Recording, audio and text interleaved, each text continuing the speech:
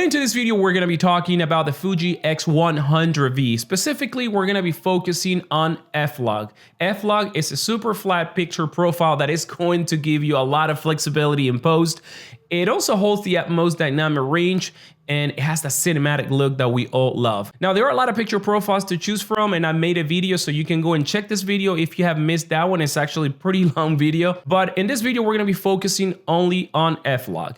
Now, let me just get some specs right out of the gate. First of all, this camera can record 4K up to 30p, 8-bit 420. Now, that's gonna be internally, because you can also output 4K video up to 30p, 10-bit 422. And this is pretty impressive because this camera is 3 years old. Not only that, you can also output video in DCI format, which is going to be the taller format, which is really handy to recompose, if you are going to be arranging your project in UHD. And when it comes to sensor and lens, this one is a 26.1 megapixel, and the lens is a built-in 23mm f2, which is an equivalent to 34.5 millimeters f3 in full frame. Let me show you this little footage that I prepared for you guys. With this camera, everything has been post-stabilized in Premiere because this camera doesn't have image stabilization.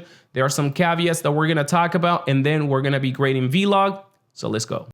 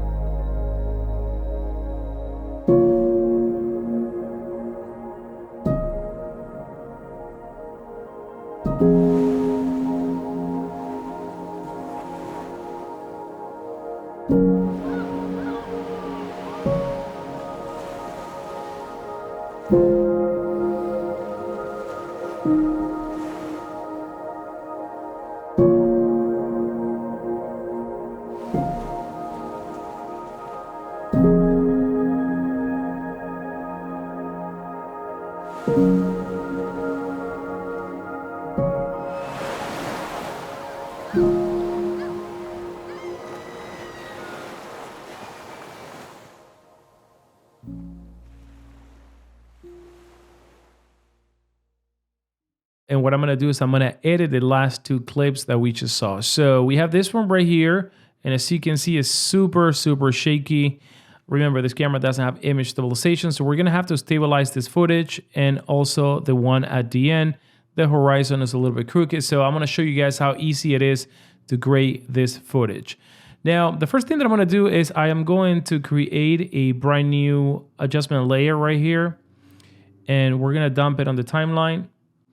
So basically what I do is I go to the curve part and do pretty much an S curve. So I bring down the shadows and bump up the highlights.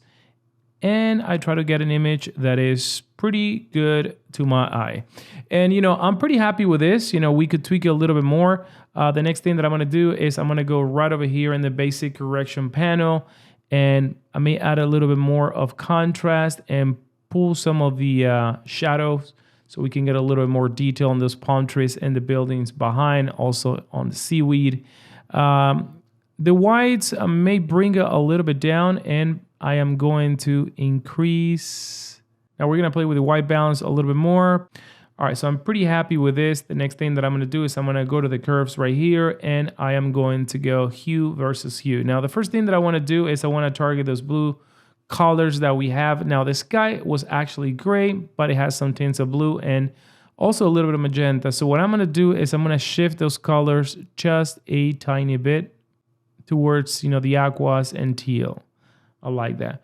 Now what I'm gonna do is I'm gonna target the reds and the oranges and with a little bit of yellow, and I am going to manipulate a little bit of those oranges to remove any of the greens that may have. And with the greens, I'm gonna be doing actually the opposite. I'm gonna actually go here and select a little bit of the yellows, also target some of the greens and teal, and I'm gonna bring this down just a tiny bit, actually a bunch, not a tiny.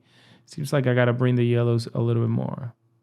Yeah, so I wanted to saturate those palm trees, not so green. And, that's the look I like. Now, the next thing that I like to do is I like to play with a blue, green, and red curve. And what I do is usually start from the middle and starting to see, the effect that I get by adjusting and bringing the curve down or up from the midtone. So I actually like what I see right there. I wanna see what happened with the green. Like that too. And the reds, I'm gonna leave the reds the way they are. The shadows a little bit more reddish, but in this case, that's not the look that I'm going for. And I'm going for like a vintage, kind of like sad, depressing look. That's what I wanna do. And if you have heard the music, I think it matches pretty good. So now that I have this right over here, we're gonna check the other footage, and this one seems to need a little bit of further adjustment. Remember that I added all the effects and all the adjustment in the adjustment layer, as you can see right here, this one, this color in the pink. But instead of like adding an adjustment layer, what I'm gonna do right here is I'm just gonna add it right on the actual clip itself. So the first thing that I'm gonna do is I am going to bring down those highlights because I want this guy to look a little bit more menacing, if that's the word for this, and crank the contrast a little bit more. We're probably gonna take away a little bit of the whites, and we're gonna pull up the shadows a little bit more. The blacks, we're not gonna do anything. Now, another thing that I like to do if, I shoot with a lens that has a lot of vignetting, I try to correct the vignetting.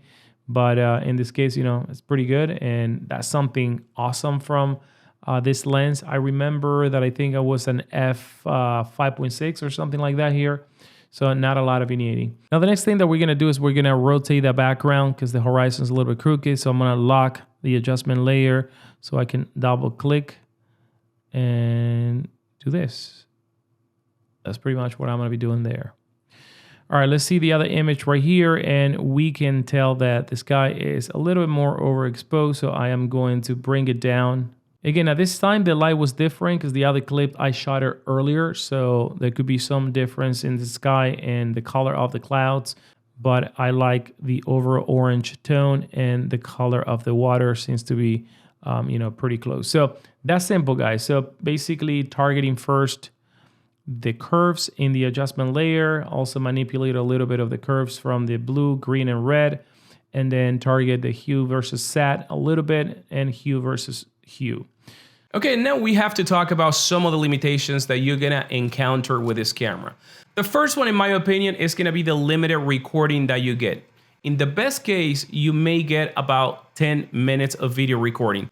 But that's enough because a lot of the times when I use this camera are for short videos, reels, and things that are gonna entail short takes. So now those 10 minutes are not religiously 10 minutes. They are gonna be depending on how much battery life you have, how hot the camera gets, and this camera can actually get pretty hot and it tends to heat up really quick when it comes to video. Again, if you're gonna be doing quick bursts here and there, this camera is not gonna have a problem. Now let's talk about another one that may be a big problem for a lot of content creators, and it is the fact that this camera doesn't have any type of image stabilization, nor optical, nor mechanical or digital. Now, this doesn't bother me a lot. A lot of my cameras that I have, for example, the FX6 does not have image stabilization. Now, when it comes to smaller cameras, you are more prone to introduce more shake, but as long as you hold the camera firmly, you're not gonna have that issue, and most of the time I can stabilize the footage in post. Pretty much everything that you have seen in that video has been super shaky and stabilized in Premiere. Now, another thing to keep in mind is going to be battery life. You know, this camera has an okay battery life, but when you're shooting video specifically, you're gonna be depleting that battery really, really fast. So have always a battery with you, or two, even better. But even though with all these limitations, this camera is still one of my favorite ones when capturing video. And even though that most of the videos that I shoot with this camera is in 8-bit 420, you know, I just find it so easy to grade and so easy to get the look that I'm looking for, that, you know, I always keep coming back for this camera, especially for those things that require a quick turnaround. Now, don't let these limitations scare you. And in my opinion, those limitations are one of the things that actually keeps me coming back to this camera. And it is the fact that you do have to watch what you're doing. And a lot of the times when shooting with cameras like the Sony a7 IV or even the ZV-E1 now with that dynamic image stabilization, a lot of the times, you know, you even forget that you have to keep your hands super steady. So great camera, and I don't think that you are gonna regret it. Of course, this is not gonna be a cinema camera. This is not gonna be a camera